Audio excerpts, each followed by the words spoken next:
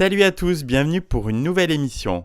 Elle sera consacrée au tube qui a révélé la chanteuse algéro-canadienne Zao en 2008, C'est chelou. Le titre est extrait du premier album de l'artiste Dima. Il s'agira du premier single de l'album, sorti le 28 janvier 2008. Depuis sa naissance en Algérie, où elle a vécu jusqu'à l'âge de 18 ans, Zao a pu mesurer la difficulté d'avoir des rêves et une sensibilité artistique. Zao a grandi à Alger, dans un quartier populaire. J'étais la seule fille du quartier à jouer au foot avec les mecs, se souvient-elle. J'écoutais aussi la musique de Tracy Chapman, MC Solar, NTM, IAM. C'est au Canada, où part s'installer sa famille, que la jeune femme rencontre ses producteurs, découvre le monde des studios et commence à poser sa voix sur quelques refrains, imposant ses premiers featuring. Son mentor est Phil Grace, un producteur français installé au Canada. Le buzz se fait insistant et arrive jusqu'en France.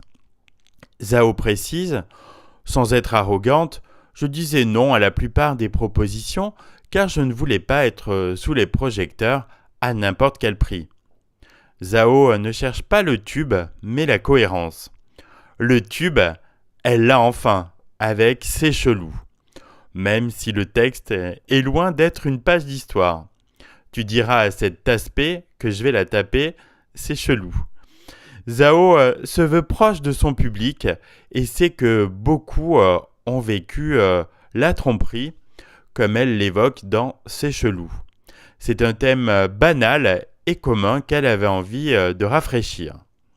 C'était un défi pour elle, imposer son univers tout en créant quelque chose d'unique et différent sur le fait d'être trompée par quelqu'un que l'on aime.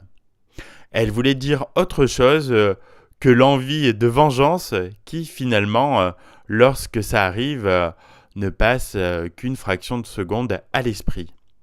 Zao avait envie de raconter et de figer toutes ces choses instantanées qui peuvent se passer dans notre vie.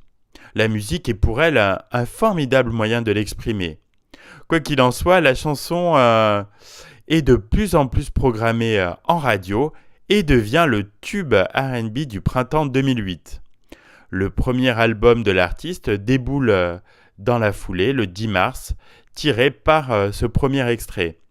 Cette fois, Zao est prête, son univers est défini, sa voix a trouvé la musique idéale pour porter ses mots.